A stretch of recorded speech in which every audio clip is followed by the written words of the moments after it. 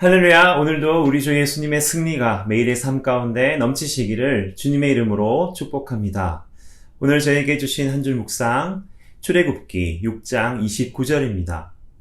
여호와께서 모세에게 말씀하여 이르시되 나는 여호와라. 내가 내게 이르는 바를 너는 애굽 왕 바로에게 다 말하라. 아멘. 모세는 하나님의 말씀에 순종하여 바로에게 가서 내 백성을 보내라고 말씀하였습니다.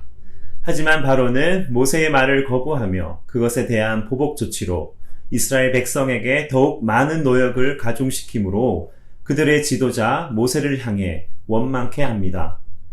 그렇지 않아도 입술이 둔하여 스스로 자격이 없다고 생각했던 모세는 이 일을 통하여 절망하며 하나님께 호소합니다. 5장 22절에서 23절입니다. 모세가 여호와께 돌아와서 아뢰되 주여 어찌하여 이 백성이 학대를 당하게 하셨나이까? 어찌하여 나를 보내셨나이까? 내가 바로에게 들어가서 주의 이름으로 말한 후로부터 그가 이 백성을 더 학대하며 주께서도 주의 백성을 구원하지 아니하시나이다. 아멘. 항변하는 모세에게 주신 하나님의 솔루션, 해결은 오늘 본문 29절의 말씀 내가 내게 이르는 바를 너는 애굽 왕 바로에게 말하라 였습니다. 바로에게 한번 거절당한 모세에게 하나님은 다시 애굽 왕을 찾아가 하나님의 말씀을 전하라는 것입니다.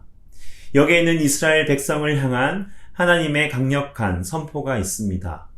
하지만 나약한 인간인 모세는 담대히 하나님의 말씀을 전하고 싶은 마음보다 도망치고 싶고 이 상황을 모면하고 싶은 마음이 컸을 것입니다.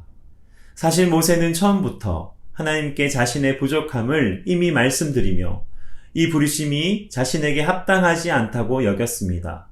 자신같이 부족한 사람이 감당할 수 없는 자리임을 알고 하나님께 보낼 만한 자를 보내소서라고 하지 않았습니까? 모세는 현재의 이런 어려운 상황이 자신의 부족함 때문이라 여기지만 이것은 결코 실패한 것이 아닙니다. 하나님께서 이미 말씀하신 것과 같이 바로의 마음을 완악하게 하심으로 그가 이스라엘 백성을 보내주지 아니하겠다고 하셨습니다. 그렇기 때문에 모세는 스스로에게 절망하거나 낙심할 때가 아니라 다시 일어나 하나님께서 명령하신 바 바로와 이스라엘 백성에게 하나님의 말씀을 담대히 선포해야 하는 것입니다. 하나님께서 우리를 모세와 같이 영적인 지도자로 부르십니다. 좋은 지도자는 성취해야 할 결과보다 순종해야 할 하나님께 초점을 맞추며 일시적인 퇴보와 역행 너머를 믿음의 눈으로 상황을 바라보아야 합니다.